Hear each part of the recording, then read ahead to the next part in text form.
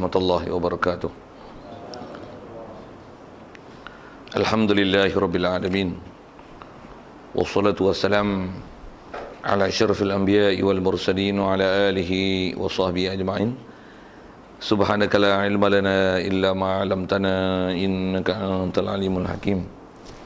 La haula wa la quwwata illa billahil aliyyil azim. Rabbi shrah li sadri wa yassir li amri wa hlul 'uqdatam min lisani yafqahu qawli. Allahumma iftah alaina bi futuhil 'arifin bik. Allahumma ja'alna minal ladzina yastami'una al-qawla fayattabi'una ahsana. Allahumma 'allimna mimma jahilna wa anfa'na bima 'allamtana wa zidna 'ilman nafi'a ya rabbal alamin. Qala Syekhul Musannif rahimahullah ta'ala wa nafa'na bihi wa bi ulumihi fid dharain amin. Kita di muka surat 23 kata Musannif rahimahullah ta'ala, soal maksudnya di situ, macam mana percaya dengan segala kitab ni? Jawabnya, wajib atas setiap mukallaf percaya dan i'tiqad ada bagi Allah Ta'ala beberapa banyak kitabnya yang diturunkan atas setengah rasul-rasulnya, iaitu titah Allah dan firman-Nya yang disampaikan oleh Jibril kepada rasulnya, yakni Jibril bacanya dengan mulut, beri rasul itu dengarnya, bukanlah diunjuk surat bermula. Hadirin sekalian, pertama sekali syukur, terima kasih kita ke Allah Ta'ala, syukur banyak-banyak nikmat hidup yang masih diberi. Syukur kita Allah Ta'ala berikan kita dalam keadaan Islam, dan masih yang sama dijadikan hati sanubari kita boleh membenar dan mengiyakan semua ajaran yang dibawa datang oleh Nabi kita Muhammad sallallahu alaihi wasallam. Yang dengan itu kita boleh taat patuh perintah dia, tinggalkan larangannya. Syukur banyak-banyak nikmat-nikmat yang besar-besar tu Allah Ta'ala bagi ke kita, yang tak ramai orang dapat nikmat itu. Juga syukur di atas kesihatan, kelapangan masa yang diberi, juga hidayat taufik yang masih dikekalkan ke kita. Dengan itu dapat hadir untuk salat maghrib berjemaah di surau ini, dan insya-Allah kita memanfaatkan masa yang ada meneruskan bacaan kitab kita daripada kitab Paku Iman ini, insya-Allah. Kata Musannif rahimahullah ta'ala, soal macam mana percaya dengan segala kitabnya. Ada sekalian, apa yang kita nak masuk ni, nak mula bicara pula tentang bab keimanan yang seterusnya setelah kita selesaikan bab malaikat. Jadi kalau dengan senarai dia yang ketiga, tentang beriman dengan kitab, percaya dengan kitab, maksudnya nak membenarkan kitab tu, maksud dia macam mana. Baik, di atas soalan tu kata dia macam mana percaya dengan kitab. Jadi maksud kata percaya, beriman, mengimani akan kitab-kitab yang Allah Ta'ala turunkan tu, maksud dia macam mana. Baik, jawab bagi soalan itu, kata dia, maksud kata percaya itu ialah wajib atas setiap mukallaf percaya dan i'tiqad ada bagi Allah Ta'ala beberapa banyak kitabnya. Baik. Pertama dia sebut satu format yang kita mesti faham dalam masalah beriman ke kitab ni. Jadi maksud kata mengimani kitab, percaya dengan kitab, maksudnya kita mestilah membenarkan di hati, meyakini, jangan tolak, jangan bangkang, jangan nafikan, mengakui bahawasanya Allah Ta'ala telah menurunkan banyak kitab. Jadi umumnya masuk kata beriman dengan kitab ni begini, dan kitab ni diturunkan atas setengah rasul. Setengah dengan makna sebahagian, bukan setengah, half. Kita jumpa banyak kali lah istilah-istilah gitu, tapi setengah dengan makna parts. Sebahagian daripada rasul saja yang Allah Ta'ala beri. Jadi ada rasul-rasul yang tak menerima kitab, iaitu titah Allah Ta'ala dan firman-Nya. Jadi bila sebut kata kitab ni, apa dia? Kitab ni ialah wahyu Allah Ta'ala, perintah Allah Ta'ala, firman Allah Ta'ala. Kalau sebut bahasa Inggeris, is Allah Ta'ala words, Allah's words. Jadi dia ialah firman Allah Ta'ala, kata-kata Allah, firman Allah Ta'ala, wahyu Allah, lebih kurang bahasa gitu. Jadi bila sebut kitab ni, dia ialah himpunan firman Allah Ta'ala yang dalam dia ada titah, ada suruhan, ada larangan, ada cerita, macam-macam maklumat, ada perkhabaran dalam tu, yang Allah Ta'ala hantarkan kalau ikut hanya kepada Nabi-Nabi dan Rasul yang tertentu, dan bilangan dia banyak. Okey, kan tu dia sebut beberapa prinsip beriman ke kitab. yang bila sebut kitab pula mestilah disampaikan oleh Jibril, yang menyampaikannya Jibril kepada Rasulnya Rasul Allah. Jadi maksud kata menyampai ni apa? Jibril lah baca dengan mulut, beri Rasul itu dengar. Dan Rasul bila dia dengar, dia buat apa? Dia dengar, faham tu, dia hafal. Mesti dengar hafal ni. Jadi bukanlah diunjuk surat. Ini bahasa lama Tok Guru guna ni. Bukan unjuk surat, maksudnya bukanlah diberi catatan, ambil kertas ni, ambil, ataupun apatah lagi kitab seketui, ambil kau ni kitab. Tak, bukan macam tu. Jadi kalau kita perhati tu ada beberapa perkara dia nak sebut tentang beriman kitab. Jadi mengimani kitab maksudnya kita mesti, tak dapat tidak mengia dan membenarkan bahawasanya Allah SWT telah menurunkan melalui Jibril hantar wahyu ke Nabi Rasul, yang Nabi Rasul ni terima wahyu, dan ada wahyu yang disampai itu disuruh ingat dan dicatat atas kata ni adalah firman Allah Ta'ala, ni surah Allah Ta'ala, yang ini ialah words dia. Yang Allah Ta'ala hantar begitu hanya pada sebahagian Nabi Rasul, dan kalau nisbah kita nak himpunkan berapa dia, jumlahnya banyak. Itulah antara makna umum yang mesti diimani dalam bab kitab. Dan bila kata dia banyak, yang wajib kita tahu cara terperinci hanya 4 saja: Taurat, Zabur, Injil, Quran. Siap. Itulah maksud sekali lalu dia sebut apa maksud dan macam mana nak kata percaya dan i'tiqad bahawasanya ada bagi Allah Ta'ala ni kitab. Baik. Dia cuma nak jaga sikit, jangan faham kata turun kitab ni maksudnya ambil seketui gedegok bagi, bahasa kampung tu senang kan, ambil seketui gedegok bagi, bukan. Bahkan semua Nabi Rasul menerima proses terima wahyu dengan belajar. Istilahnya belajar, istilahnya lagi talaqi, istilahnya lagi musyafahah. Maksudnya Nabi Rasul mesti terima mulut ke mulut. Istilah mulut ni Jibril baca, Nabi Rasul dengar. Dengar tu yang mana memang disuruh ingat dan camkan ini adalah firman Allah Ta'ala.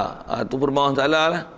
Jadi kalau disebah tulis, kalau disebah catat.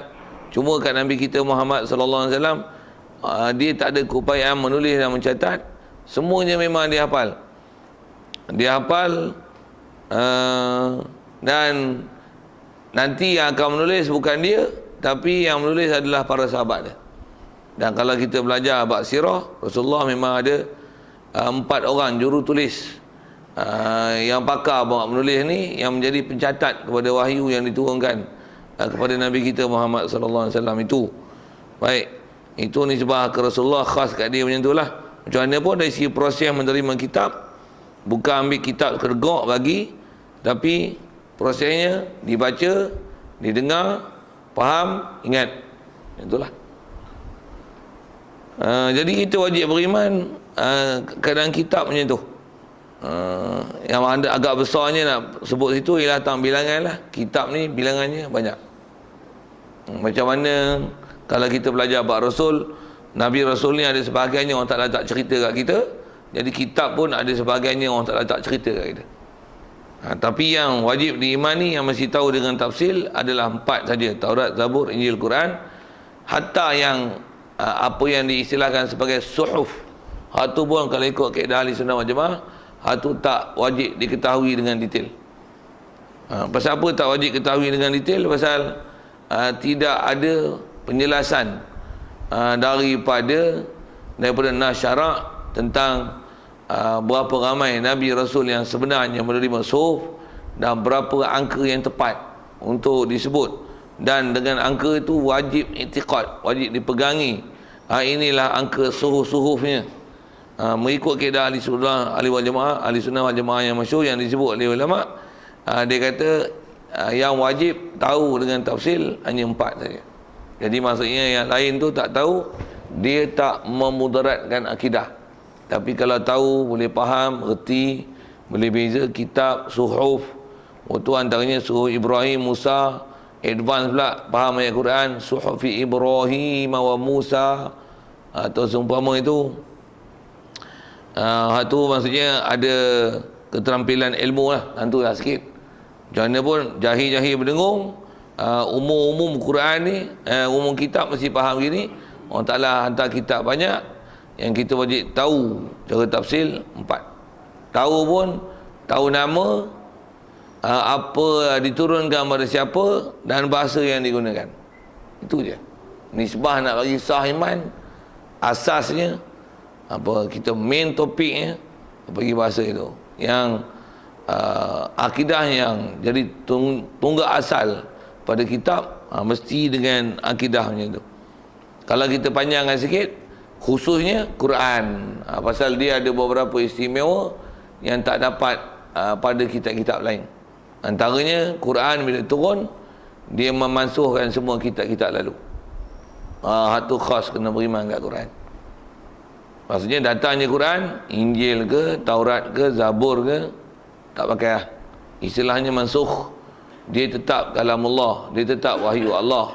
Wahyu Allah pun kalamullah, hak mana? Hak asli, hak original tu. Yang tu yang kita imani. Ada pun yang zaman lah ni, ada nama Bible tu, ada yang New Testament, ada Old Testament, apa semua tu.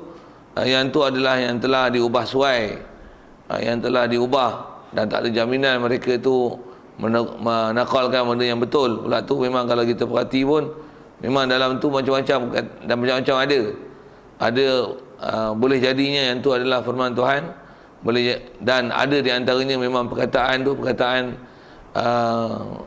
nabi-nabi, sama ada Nabi Isa, Nabi Musa, dan dalam tu juga perkataan pengikut-pengikut dia, dan apa yang ditulis juga antaranya isi kandungan dia ialah catatan pencatat sendiri. Jadi dia bukan original punya wahyu. Okey, sikit sebut tu. Berbanding dengan Quran tak ada. Bahkan jaminan Quran, Allah Ta'ala sebut dalam Quran, nahnu nazzalna dzikra wa inna lahu lahafizun. Kami yang turunkan Quran. Az-zikra masuk dalam Quran tu adalah Al-Quran.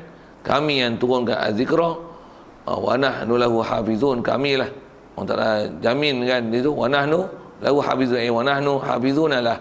Kami lah nisbah nak jaga supaya tak diubah, tak diselewing, apa lagi penambahan, tukuk tambah ataupun dikurangkan daripada yang asal. Allah Ta'ala jamin dia pelihara, dan dia akan tetap dipakai sampailah ke akhir zaman nanti. Waktu Nabi Isa bunuh Dajjal tu pun masih Nabi Isa alaihissalam, walaupun dia ada kitab, dia kitab Injil, tapi bila turun Quran memasukkan kitab Injil, Nabi Isa akan berhukum dengan menggunakan Quran. Dengan bahasa lain, dia mengajar macam mana Rasulullah ajar. Itulah. Jadi asal bicara kita ialah tentang istimewa kat Quran macam tu, yang tak ada pada kitab-kitab lain. Jadi macam mana pun taklah kita beriman Quran, menafikan Taurat, menafikan Zabur, menafikan Injil, menafikan benda tu, tak, kita bukan nafi. Bahkan dari segi istilah, kita iktiraf tu semua kitab Allah Ta'ala turun pada Nabi dan Rasul tertentu. Namanya pun sedia maklum rasanya sangat mudah, dengan bahasa pula, bahasa tertentu. Cuma wajib i'tiqad Quran memasukkan hukum hakam yang lain. Kalau hukum hakam kitab-kitab daripada langit pun tu dimasukkan, hukum dunia macam mana? Sivil macam mana? Undang-undang Malaysia macam mana? Pancasila macam mana? PBB macam mana? Sepak. Itu kaedah kan, prinsip tu. Sebab pun kita bukan syarah lah panjang-panjang ni, baru cerita akidah asas. Satu, bila ada orang tolak konten Quran, tu yang masalah. Yang tu yang duduk kelahi, ada orang kata ekstrim lah, pandai-pandai pula tuduh orang kafir. Yang ni nak sepak bagi puak ni yang tak faham bahasa ni kan. Ngaji tak nak, bila kita sebut bahasa kasar sikit dah dia kata kasar lah, ekstrim lah. Ekstrim tak ekstrim, kau tengoklah apa kaedah dalam agama kita. Sagi bila kasar-kasar dia kata ahbash lah. Tu istilah-istilah popok Wahabi, dia tak suka sangat di bubuh itu, dia label lah tu. Apa dia ni? Nak cerita apa? Nak cerita tak ekstrim ni. Boleh ke tuduh orang kafir yang kalau memang orang tu dia buat tu jadi kafir? Boleh tak? Bukan kata boleh tak, memang wajib dia kata kafir. Bahkan siapa yang tak mengkafirkan orang yang memang kafir, orang yang tak kafirkan tu jadi kafir. Pasal apa? Perbuatan kafir mana boleh kata tak kafir. Tu disiplin ilmu dia macam tu. Orang lelaki tuan-tuan tak hukum lelaki macam mana? Maksudnya tuan-tuan tak berwaras. Benda yang kafir, tuan-tuan kata tak kafir, tuan-tuan lah kafir.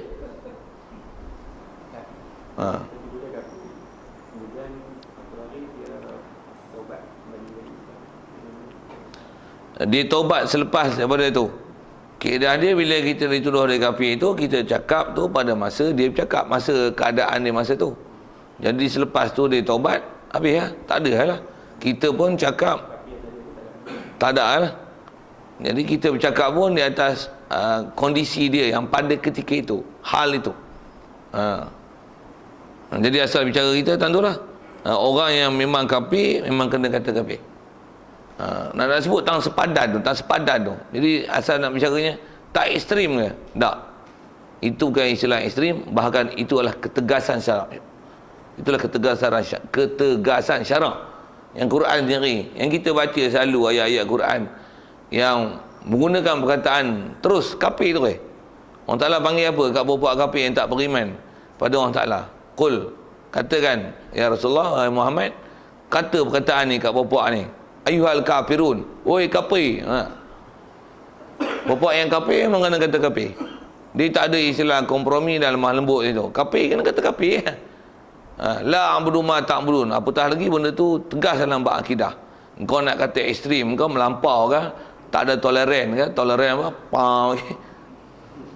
Siapa yang tak ada toleran dengan siapa? Pasal kita dalam bab akidah ni tuan, memang dia bahasanya straight lah. Yang kalau kita ngaji bab akidah, dia takkan ada bunyi ayat lain. Islam kafir, Islam kafir. Pasal cerita pun cerita akidah. Kalau cerita fiqh macam mana? Sah tak sah? Sah tak sah? Cerita tasawuf macam mana? Ni sifat mazmumah, ni sifat mudah lembut. Tasawuf mana? Cerita tasawuf lembut, slow je. Tapi banyak cerita akidah mana ada ayat lain. Apa? Islam kafir, beriman kafir. Mana ada ayat lain? Ada sepadan dia kita belajar ni pun nak tahu sepadan Islam kafir. Istilah beriman tak beriman. Tak beriman kafir Satu bunyi dia kasar sikit. Satu pengalaman saya ngaji pun tutup guru yang kalau kita mengaji dia akidah dan dia memang syadid berakidah ni, memang mulut dia lagi kafir keluar. Masuk kafir pun dia bukan kafir sebarang orang. Yang memang sepatutnya dikatakan kafir, memang dia akan kata kafir. Itu disiplin. Baik, asal kita bicara tu masih di definisi awal lah yang kata konten Quran tu asal kita bicaranya, yang Quran ni mestilah apa kandungan dia diterima dan jangan ada apa-apa penolakan terhadap isi Quran. Cuma apakah isi itu? Tu kena tengoklah apa yang ulama telah detailkan. Pasal kita sendiri nak pergi proses Quran ni, istilahnya apa? Batang balak. Tuan-tuan nak buat rumah, pergi cari balak 4 pemeluk dalam hutan. Okey tak? Tak faham saya tanya apa? Keadaan mudah macam mana? Pergi kedai, dia meracik siap lah. Tuan-tuan nak berapa kaki, berapa kali berapa, panjang berapa, ketam siap lah. Tunjuk beli lah. Siap duit lah. Dengan berbanding tuan-tuan pergi masuk hutan, beli jinsor tu, gaji enjin tu, lepas tu pergi tebang pokok balak yang 4 pemeluk. Macam mana? Dah lah nak masuk hutan satu, jenis kayu pun tuan-tuan tak kena ya. Nak kayu apa? Cengeng, menganti apa? Sayur pun tak kena, kangkung pun setengah tak kena. Kangkung, bayam, kailan, baby kailan, bohbi lah. Tuan saja nak sebut-sebut itu. Ni nak kena kayu tuan. Kayu ni sesuai tak sesuai, boleh tak buat. Yang ni kena cepat makan bubuk, tak makan bubuk. Yang ni makan air, tak makan air. Ni susah buat kerja, tak buat kerja. Yang ni melengkung, tak melengkung. Bukan. Macam-macam status tuan kayu. Itu nak potong pula. Balak nak belah tuan, masuk kilang mau pening, dia mau cari 4 pemeluknya kayu. Macam mana nak potong? Tuan-tuan tiba-tiba redah hari tu je. Nak ambil kayu tu buat balik, nak buat rumah. Porah. Baby gitu. Okey, bunyi porah lah. Jadi asal buat dah tengok ulama hurai tu mana dia konten Quran. Yang tu yang kena ngaji akidah, ngaji fiqh, yang mana istilahnya telah diperinci dan telah diperhalus oleh ulama. Ambil itu senang. Yang tu yang kita kena mengaji banyak tu.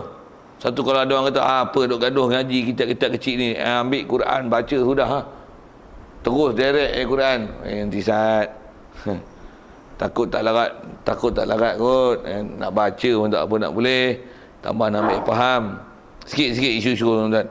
Pasal orang kita zaman ni dia banyak belagak. Kita ulama dia tak mau pakai, dia nak pakai Quran hadis ya. Baca kita ulama ni muncul mulut.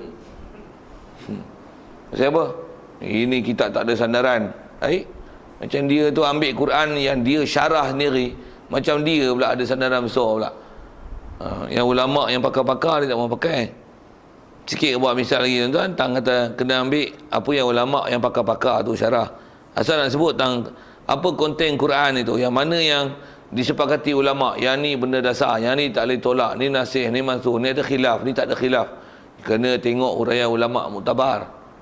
Sikit lagi bandingan kata apa, kalau nak ambil Quran terus tu, kalau ada orang nak komplain lagi, dia kata apa gaduh pergi ambil Quran, pergi tengok sikit-sikit ulama, sikit-sikit ulama, sikit-sikit ulama. Buat apa nak ambil ulama kata dia? Terus ambil Quran hadis ke sedang. Kan Rasulullah dah bagi 2 panduan lengkap.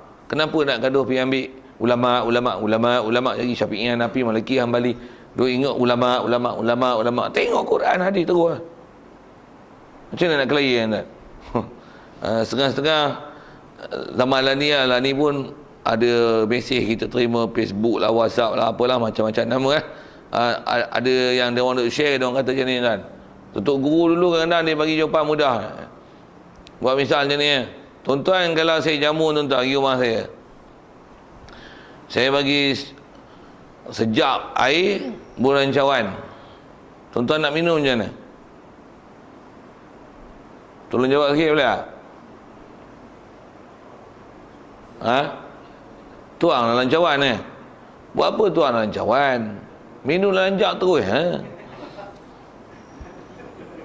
Ke senang jimat kolej pun tak payah basuh kan. Pegang tu gogok. Jawab pasal apa? Dah besar berat lagi huduh nak kopek waktu habis ke satgi orang makan, orang lain tak lalu pula tu mulutnya besar, satgi jurih masuk mulut, ada yang tirih kat tepi, bocor pula mulut, habis basah baju. Itulah rupanya ambil daripada benda besar. Quran benda besar tuan, batang balak kan. Tuan-tuan nak faham terus direct bukan senang. Satgi tak larat nak motong kot, potong separuh takut macam ni, tebang-tebang pokok balak tumbang, timpa tuan-tuan mampu sikit bandingkan contoh itu kan. Okey, rasa bandingkan macam tu mudah nak faham. Jangan duk belagak kan, gaduh ambil Quran hadis. Mesti sikit bahas Quran hadis. Pendapat ulama, kitab ulama tak mau buka langsung. Kalau kita ni mengikut kaedah ahli sunnah wal jamaah, siapa dia ulamanya dengan fiqhnya, begitu juga tasawufnya, apatah lagi Malaysia ni antara ulama tasawuf yang memang masyhur dipakai dah sejak dulu, Imam Ghazali bila sebut Minhajul Abidin, sebut Bidayatul Hidayah, apalagi Hidayatul Salikin, yang ni masyhur lah Imam Ghazali punya ni. Jadi maksudnya kita dah diajar dengan ilmu tasawuf yang macam tu. Habis-habis main orang belakang happy-out ni tiba-tiba tak mau pakai lah Imam Ghazali, tak mau pakai mazhab, tak mau pakai Abu Hasan Asy'ari, Maturidi. Bila kita cakap itu kata dia gaduh nak ambil ulama, apa-apa ulama. Tuan-tuan nampak itu, dia pergi rumah tuan-tuan jamu bagi teka nasi tu tabur dalam pinggan, tuan-tuan jamu dalam periuk bawa tu. Anak-anak dia bagi jamu dalam periuk. Dia kata apa mereka ni, kata dia, jamu kami macam ni. Inilah jamu ambil Quran terus. Dia orang tak faham kali tu. Ayam tu bagi seekor, tak usah potong-potong.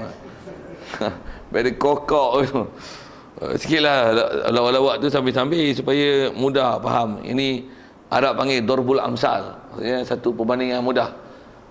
Ambil peribahasa ataupun perumpamaan yang untuk menyindir pahaman-pahaman yang tak betul tu. Baik. Jadi asal bicara kita ni wajib i'tiqad bahawasanya Quran ini adalah firman Allah Taala yang Jibril sampai mulut ke mulut. Itu yang kita nak faham. Maksudnya bukanlah Jibril bawa kitab longgok bagi depan tu, ni lah hukum. Nabi Rasul baca, tidak. Tak ada satu Nabi dan Rasul pun tuan-tuan yang menerima wahyu dengan cara demikian. Sebut tu. Tak ada satu Nabi Rasul pun yang menerima wahyu dengan pegang kitab Jibril bawa, ambil ni, mereka bacalah kan. Bacalah apa kandungan dia, tengoklah apa larangan, apa suruhan. Tak, belajar satu-satu. Belajar satu-satu, apa turun, apa faham, apa sampai. Dan kalau ikut, itulah salah silah kaedah belajar ilmu. Belajar kan? Satu. Disebab Rasulullah dia tak payah pakai kitab. Tak ada. Dan tak ada mencatat, pasal dia tak boleh mencatat. Kita ni boleh mencatat, pakailah kitab weh. Cuma itu kitab tinggal dah kot. Dia orang tak ada kitab ni pasal tak jumpa kitab. Bobek tu. Kalau ada kitab buat keluar, itu rasa ada tinggal. Ada Pak Long. Itu ada tinggal kitab tu tak? Dalam plastik tu. Kok dia orang ni beli kitab tu mahal sangat, 1 sampai 300 ringgit. Orang tak mampu beli. Bayar. Asal nak sebut tu, dah belajar catatan tu. Dengan tengok, dengan baca balik. Lepas tu catat, tulis. Balik rumah pun, orang rumah tanya, ngaji apa hari? Boleh sebut sebiji. Pasal simpan elok. Catat elok. Sikit lah sebut gitu. Pasal nak sebut, kita belajar ni mesti cara betul. Jadi Nabi Rasul dia belajar dengan cara macam tu. Istilah yang talaqi, mulut ke mulut, berjumpa berdepan berhadap, musyafahah, berjumpa terus langsung dengan guru. Okey, kaedah kita mengaji memang macam tu. Memang macam tu. Baik, macam mana pun apatah lagi khusus kita bicara ni ke kitab-kitab Nabi-Nabi dan Rasul. Satu sikit lagi kalau sebut ke kaedah belajar. Satu, kalau kita tengok kefiat belajar, terutama benda-benda ni bahas dalam bab hadis. Hadis, kaedah hadis yang paling tinggi martabat ialah dipanggil simak ala syekh. Maksudnya dengar daripada syekh, guru baca kita dengar. Lagi power tu, guru baca kita dengar, tu kita baca, guru dengar. Itu adalah kaedah baca hadis yang paling power. Macam kita mengaji Quran dulu macam mana tuan-tuan? Dengar tok guru baca, satu waktu kita baca. Kalau dulu memang tarik belajar macam tu.